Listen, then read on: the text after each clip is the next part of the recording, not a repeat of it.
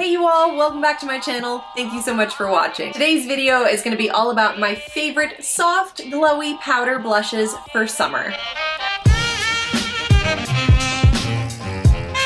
Real quick before we get into it, if you're interested to know what is on my eyes, it is the Urban Decay Naked Ultraviolet palette. I just uploaded a review on this palette. I do a demo and swatch and comparison in that video as well. If you're interested, it'll be up in the cards and down below. So, I am acne prone and I know that a lot of people are oily, but they don't like their skin to look dry and cakey. There is a balance that we want to strike. Furthermore, if you are acne prone, it can be kind of not advisable to use cream blushes on a daily basis.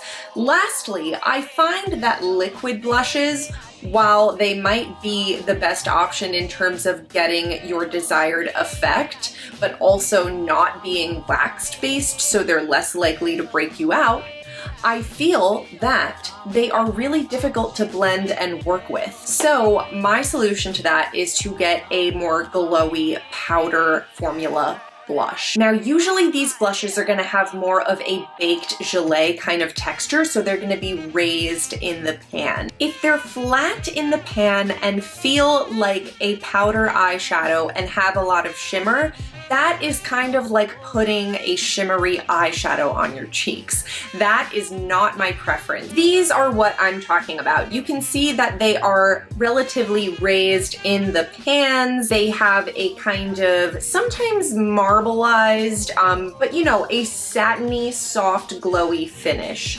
versus an actual shimmer. My first loves in this product category were the Hourglass Ambient Lighting blushes. Now these are blush colors swirled in with their ambient lighting finishing powders, which are, you know, are famous for being a powder that gives you a nice luminous finish on the skin without being a shimmery highlight. This one is in the shade Mood Exposure and this one is in the shade Radiant Magenta. You can tell that Mood Exposure was my favorite for a really long time. So I'm gonna go ahead and swatch Mood Exposure and Radiant Magenta.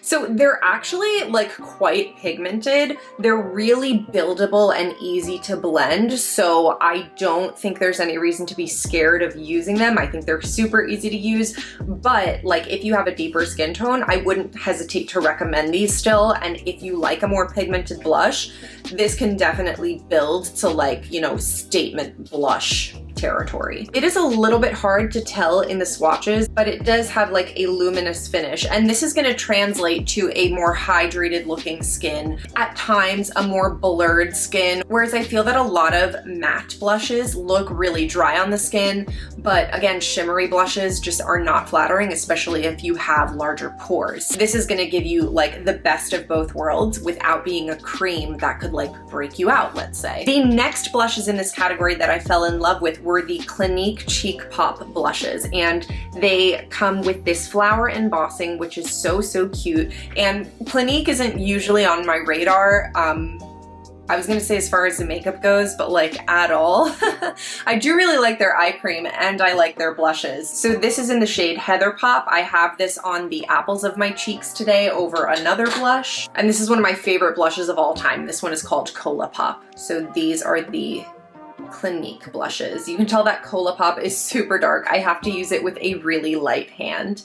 And then Heather Pop is just your soft mauve based pink.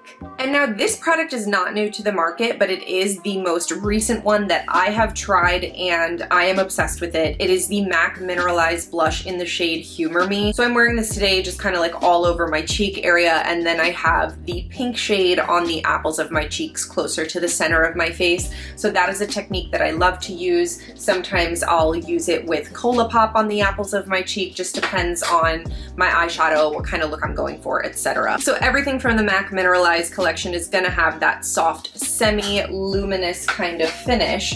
And this color in particular is great if you don't like blush, because it's really subtle and it's very neutral. It's not too warm, not too cool. So I don't like warm blushes at all. But if I do want to warm up my cheeks a little bit, as compared to my skin tone, this is a great warm blush without being so warm that it looks unnatural on me. And kind of like the Hourglass blushes, this one is not super pigmented right off the bat, but it builds really, really well. Super easy to blend and has that nice kind of finish that all of the other blushes in this category do. MAC recently came out with a collection called their Glow Play blushes, I believe. I really want to try something from that collection. I just need to do a little bit more research on which color. If you really want to splurge and you can find a color that suits you, go for one of the Hourglass ones. They have a bunch of corally peachy shades as well.